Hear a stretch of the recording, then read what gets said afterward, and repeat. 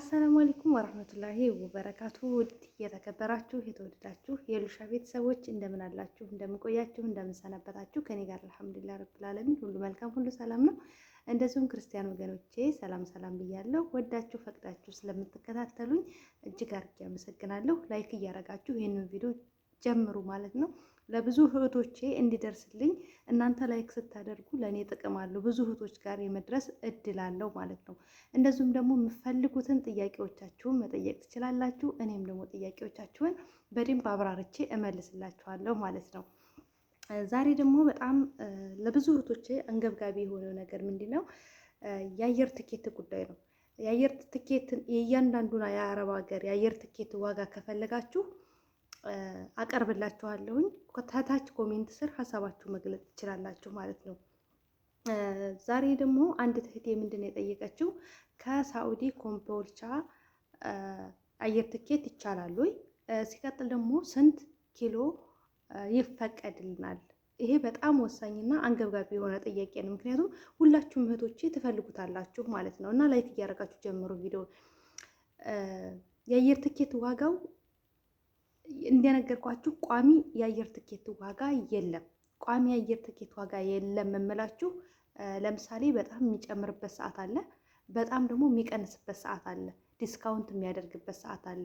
የእናንተ ያቆራረጣችሁ ትኬት አቆራረጣችሁ ቀን ይወስነዋል ማለት ነው። ለምሳሌ የዛሬ ወር ለዛሬ ወር አሁን ለምሳሌ የዛሬ ወር ለመሄድ ኢትዮጵያ የዛሬ ወር ለመሄድ እቅድ ካላችሁ ዛሬ ብትቆርጡ ይቀንስላችኋል። ምክንያቱም ለዛሬ ወር ነው እናንተ የምትቆርጡት ማለት ነው። ለምሳሌ ዛሬ የሚቆረጠውና የዛሬ ወር የሚቆረጠው የትኬት ዋጋ በጣም ይለያያል። ዛሬ የሚቆረጠው የአስቸኳይ ስለሚሆን በጣም ኦቨር ይሆናል። ምኑ ትኬቱ በጣም ኦቨር ይሆናል ማለት ነው። ይህንን አንድ መረዳት አለባችሁ። ሁለተኛ ደግሞ ከሳኡዲ ቀጥታ ኢትዮጵያ መቁረጥ ይቻላል ወይ? ማን ነው ከሳኡዲ ቀጥታ ኮምቦልቻ መቁረጥ ይቻላል ወይ? አዎ ይቻላል። ኮምቦልቻ ድረስ መቁረጥ ይቻላል። ስንት ኪሎ ነው የሚፈቀደው ለምትሉ 46 ኪሎ ይፈቀዳል። ግን እዚህ ጋር መረከዝና ማዳመጥ ያለባችሁ ነገር የሚቀንሱ አየሮች አሉ። ለምሳሌ ኢትዮጵያ አየር ላይ 46 ኪሎ ነው፣ የሳኡዲ 30 ሊሆን ይችላል። እና እንደምትከፍሉት የብሩ መጠን ይወስነዋል።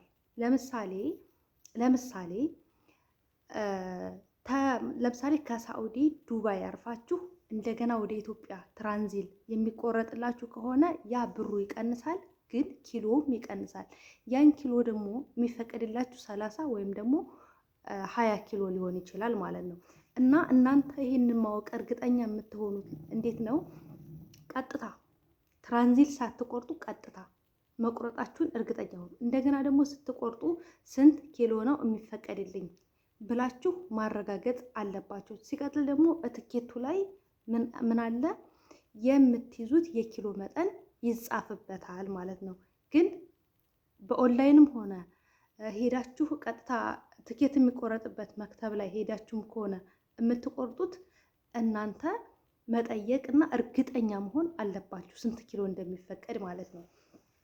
እናንተ እንደነገርኳችሁ በትራንዚል ከሆነ ለምሳሌ እንደነገርኳችሁ ከሳኡዲ ዱባይ አርፋችሁ እንደገና ደግሞ ከዱባይ ኢትዮጵያ የምትገቡ በትራንዚል የምትገቡ ከሆነ ያ የአየር ትኬቱ ብር ይቀንሳል፣ ዲስካውንት ያደርግላችኋል። ሲቀጥል ደግሞ የምትይዙት እቃ 20 ወይም 30 ኪሎ ሊሆን ይችላል ማለት ነው። ነገር ግን ቀጥታ ስትቆርጡ የብሩ መጠን ስንት ነው አላቅም። ምክንያቱም በየጊዜው እንትን ስለሚል አሁን ለምሳሌ የነገውን አቅርቤልኝ ብትሉ የነገውን ማቅረብ እችላለሁ ማለት ነው። ስንት እንደሆነ መሄጃና መንጫ ከፈለጋችሁ እሰራላችኋለሁ ማለት ነው። እና ቀጥታ የምትቆርጡ ከሆነ 46 ኪሎ በሻንጣ ይፈቀድላችኋል። 23 ኪሎ ለብቻው፣ 23 ኪሎ ለብቻው። ሁሉንም 46 ኪሎንም በአንድ ሻንጣ ማድረግ አይፈቀድም። በፊት ይፈቀድ ነበረ ድሮ ማለት ነው። አሁን ላይ ግን ተከልክሏል። 23 ኪሎ ለብቻ ነው፣ 23 ኪሎ ለብቻ ነው። አጠቃላይ 46 ኪሎ። በእጃችሁ ደግሞ እንደዚህ በጀርባ ቦርሳ ደግሞ 10 ኪሎ ይፈቀድላቸዋል። አጠቃላይ ስንት ሆነ ማለት ነው? 56 ኪሎ ይፈቀድላችኋል ማለት ነው። ሌላው ደግሞ በጣም ወሳኝና አንገብጋቢ የሆነ ጥያቄ ምንድን ነው? ከፊሌ ሞቶብኛል እና ልጆቹ አላድስ አሉኝ። የምትወያ እህቴ በውጭ ከሆንሽ ተናዝል ማድረግ ትችያለሽ፣ በሌላ ከፊል እንትን ማለት ትችያለሽ። በመክተብ እያደሽ ዝም ብለሽ ህይወትሽን መቀጠል ትችያለሽ። ኮንትራክት ከሆንሽ ግን ቤት በሌላ ሰው ስም መቀየር ትችያለሽ ማለት ነው። እና ደግሞ ሌላው በጣም አንገብጋቢና ወሳኝ የሆነው ጥያቄ ምንድን ነው? ትኬት በማን ነው? ትኬት በመዳም ነው ወይስ በእኛ ነው የሚለው ነገር፣ ትኬት በመዳሞቻችሁ ነው። እንደውም የአገልግሎት ብር ሁላ አላችሁ። ነገር ግን ይሄንን እኛን ኢትዮጵያውያኖች የአገልግሎት ብር የሚያሰጠን የትኬት ብር የሚያስቆርጥልን የሚከላከልልን አካል የለንም። ብዙ ጊዜ እንበደላለን። በደላችንም ለምን ብሎ የሚጠይቅልን አካል የለም። ነገር ግን ህጉ ለሁሉም ነው የሚሰራው። ለምሳሌ ህጉ ለአሰሪዎች ብቻ ተፈቅዶ ለሰራተኞች የማይፈቀድበት ነገር የለም። ሰራተኞች የራሳቸው መብት አላቸው፣ አሰሪዎችም የራሳቸው መብት አላቸው። ማንንም መዞለም አይችልም ማለት ነው። እና ስለዚህ ህጉ ለሁሉም ነው የሚያገለግለው፣ ለድሃውም ለሀብታሙም ለሁሉም እኩል ነው የሚያገለግለው። ነገር ግን ለምን ብሎ የሚጠይቅልን አካል ስለሚያስፈልግ ነው።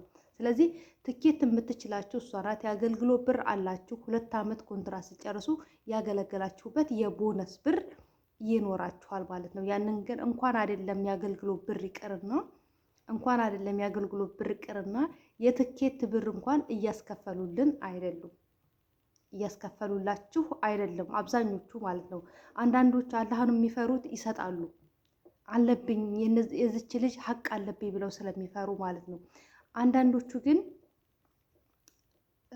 በራሳቸው ገንዘብ ሁላ ነው የሚቆርጡላቸው። ከልጆቹ ደሞዝ ላይ ነው ትኬት ራሱ የሚቆርጡት። በጣም አጂብ ነው ብቻ የምንሰማው የምናየው ማለት ነው። እና ስለዚህ አሁን በደንብ የተረዳችሁኝ ጥያቄያችሁን በደንብ የተረዳችሁኝ ይመስለኛል ካላህ ጋር ማለት ነው። ስለዚህ ሁልጊዜም ትኬት ልቆርጡ ስታስቡ፣ ለመሄድ ስታስቡ ልክ ወር ሲቀራችሁ ወይም 2 ወር ሲቀራችሁ ትኬት ብቆርጡ በጣም ዲስካውንት ያደርግላችኋል። ለምን አቆይታችሁ እነሱ ጋር ብሩ ስለሚቆይ እነሱ ጋር ብሩን ስለሚሰሩበት ለ2 ወር ለ3 ወር ብትቆርጡ ችግር የለውም፣ በጣም ይቀንስላችኋል ማለት ነው። እናንተ ደግሞ ጉግል ላይ መከታተል ትችላላችሁ መቼ ወራቶች ላይ እንደሚቀንስ አለው። ዲስካውንት በጣም የሚያደርግበት አለው፣ በጣም የሚቀንስበት አለው፣ በጣም ደግሞ የሚጨምርበት ኦቨር የሚሆንበት ሰዓት አለው ማለት ነው። እና ስለዚህ የሚቀንስበትን ቀን በጉግል ላይ ተከታትላችሁ ዲስካውንት የሚያደርግበትን ቀን ወይም ደግሞ የትኬት የሚቆርጡ መክተቦች አሉ፣ የእነሱን ቁጥር ወስዳችሁ ተቀብላችሁ ቲክቶክ ላይ ወጎግል ላይ ሰርች ብታደርጉ ቁጥራቸው ይወጣላችኋል። ለምሳሌ ደማም ከሆነ የደማም ሰርች አድርጋችሁ ይወጣላችኋል። ሪያድ ከሆነ የሪያድ ሰርች አድርጋችሁ ይወጣላችኋል። በየጊዜው ቼክ ማድረግ ትችላላችሁ፣ መጠየቅ ትችላላችሁ። ዛሬ ስንት ወረደ፣ ዲስካውንት ሲያደርግ ንገሩኝ ማለት ትችላላችሁ ማለት ነው። እና እንደዚህ አድርጋችሁ ማስተካከል ትችላላችሁ። ለዛሬ ያላችሁ ጥያቄ ይህንን ይመስላል። በሌሎች እህቶች ጥያቄ ተመልሼ እመጣለሁ። ላይክ ማድረጋችሁ እንዳትረሱ። ከታች ኮሜንት ስር ሀሳብ አስተያየታችሁን መጻፋችሁን እንዳትረሱ ማለት ነው። ይሄ ዩቲዩብ ቻናል እንግዲህ የእናንተ ቻናል ነው። የእናንተን ጥያቄ የማስተናግድበት ከነበረኝ የስደት ልምድ ለእናንተ የማካፈልበት ብዙ የስደት ልምዶችን ለእናንተ የማካፈልበት የእናንተ ቻናል ነው። እንግዲህ ኢንሻአላህ በኸይር ነገር የምንተዋወስበት ይሆናል። ላይክና ሼር ሰብስክራይብ ማድረጋችሁን እንዳትረሱ። በሌላ ቪዲዮ እስከምንገናኝ ድረስ ሰላም አለይኩም ወራህመቱላሂ ወበረካቱ። ባይ ባይ።